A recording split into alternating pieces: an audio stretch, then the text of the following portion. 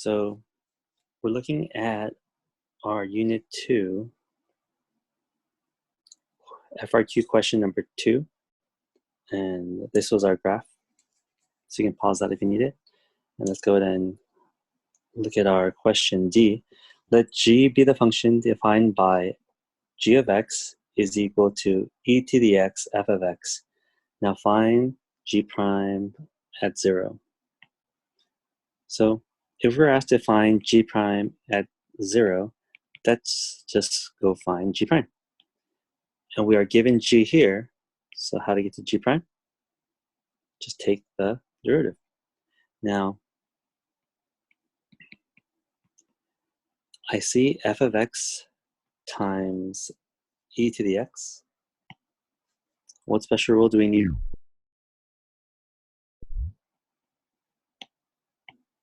These are multiplying each other, so product rule. Derivative of the front, leave the back alone, then derivative of the back, leave the front alone. So g prime of x will be derivative of e to the x is e to the x. Leave the back alone, plus derivative of the back, f prime of x, and then e to the x.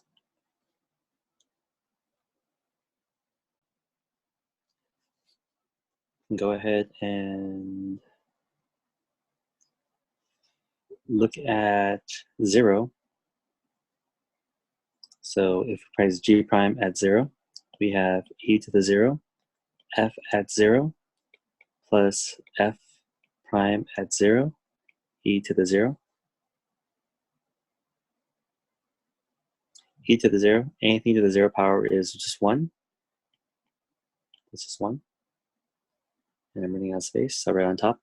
So if I want to find g prime at 0, we get a simplified function of f at 0 plus f prime at 0.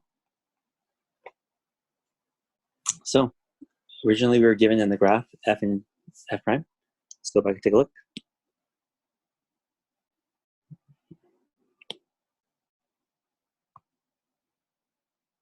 So our problem was asking g prime of 0 is f of 0 plus f prime at 0.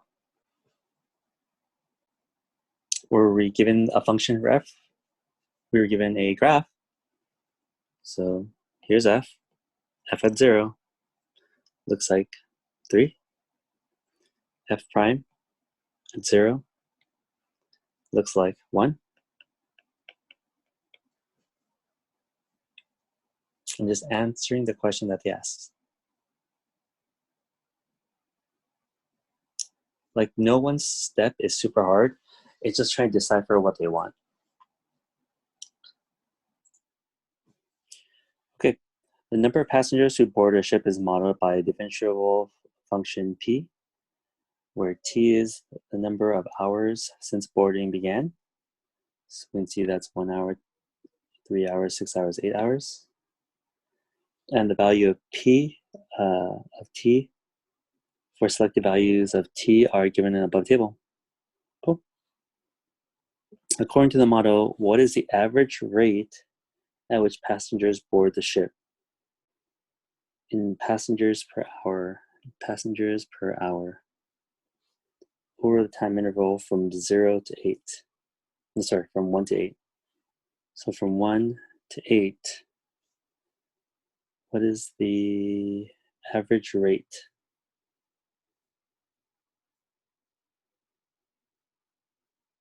Okay, at 0 hours, 0 people board. Right, number of passengers who have boarded a ship. Okay. So to find average rate for us, we can just take our final, our starting, and we divide it by the interval. So it's f of b minus f of a over b minus a. That's the average rate of change.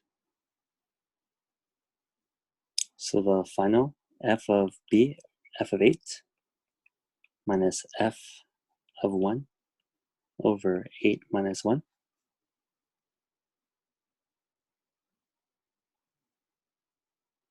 And we end up with 728 minus 35 over 7, and that'll be just some calculator answer.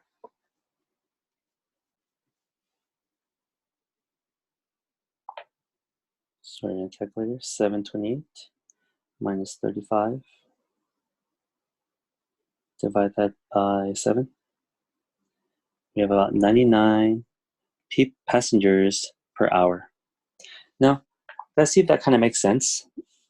Between the hours of 1 and 8, I'm gaining about 100 people per hour. So from 35, we add 100 to get to 2 o'clock. We had 100 to get to 3 o'clock. We had 100 to get to 4 o'clock. We had 100 to get to 5 o'clock.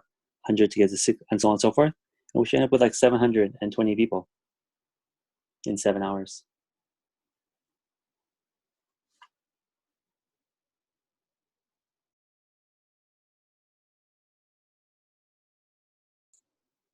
Okay, so part B, write P prime. Okay, P prime is the derivative of this problem here, right? That's P. And we know P is a differentiable function. That means we can take the derivative of 4.5, right? P prime of 4.5. And 4.5 is, that's a T value. And T is 4.5 is about someplace here. As a limit of a difference quotient, use the data on the table to approximate P prime at 4.5. Show the computation that leads you to this answer. So write it as a limit of a difference quotient. Okay, so P prime 4.5 is equal to the limit as T approaches 4.5 of f of t minus p of t minus, we can do p of 4.5 over t minus 4.5. It's like a rise, overrun.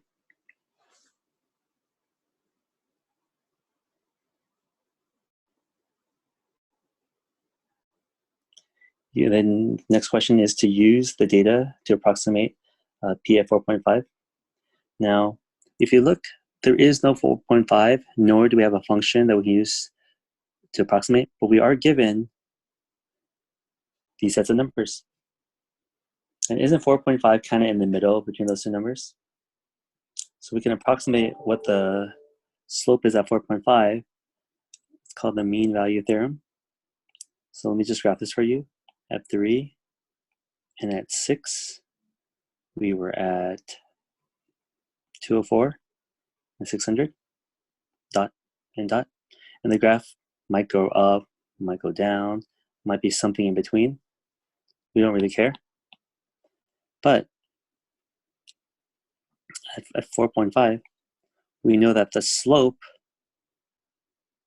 could be something approximate. So the mean average theorem says that the average of the endpoints exists someplace between A and B. So just use those values. So f of 600 minus, sorry, not f, p of 6 minus p of 3 over 600 minus 204. See, I'm trying to come up with a slope using the values I'm given. So I'm just using rise over run. And I'm given, whoops, I don't know, I wrote down the bottom. The run is 6 minus 3. Rise over run is 600 minus 204 over 6 minus 3. That leads us to 396 over 3. And if you want to do the math here, that's 132. people per hour. Okay. If you ever look at the answer sheets for the free response questions, whenever they do these problems, you can use 6 to 3. Sometimes they'll do, actually, no, in this case, they won't.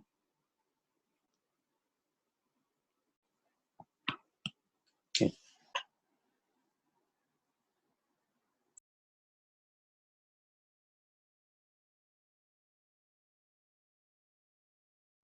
So our problem D, the total number of gallons of water used by passengers are based on this equation here. And T is from the start of boarding to 8 hours. And they would just want to find G prime at 4. G prime again is another way of saying derivative. Yeah. So take the derivative. Don't freak out. If you tell me what G is, let's use the capital G. G of T is equal to 120T square root of T. G prime of T.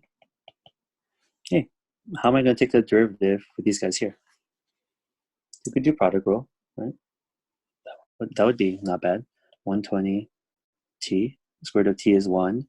Square root of T. Take the root of the front, leave the back alone. Root of the back, leave the front alone. You could have also factored out the 120. You could have.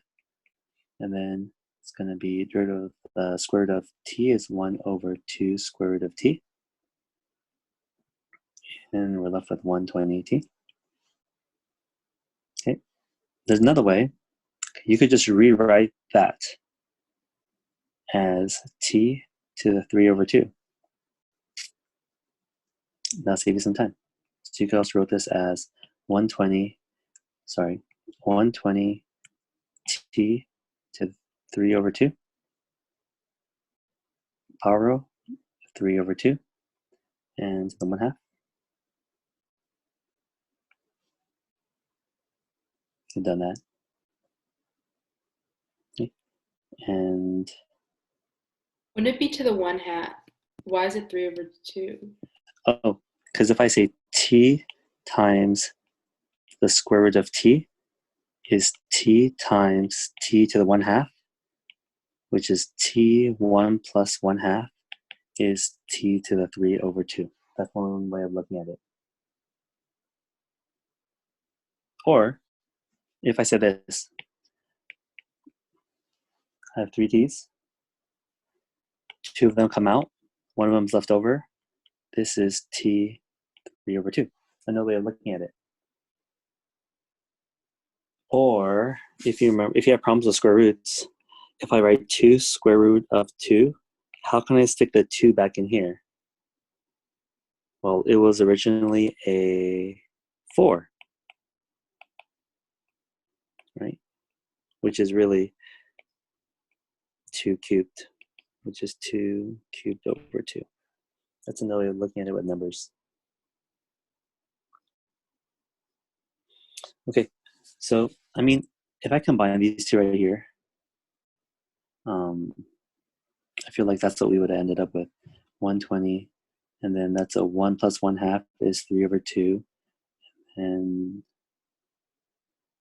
these t's would have been a square root of t, I think. Yeah, it's the same thing. Okay, sorry, sidetracked. So a lot of different ways of us being able to take the derivative there. Whichever one works for you. I feel like this is probably the fastest. And they asked us specifically, what is the rate of water used at t is equal to 4? At 4, plug in 4. 3 over 2, 120. And that's the square root of 4, which is 2. 3 over 2, 122 is 360 gallons per hour. Yes.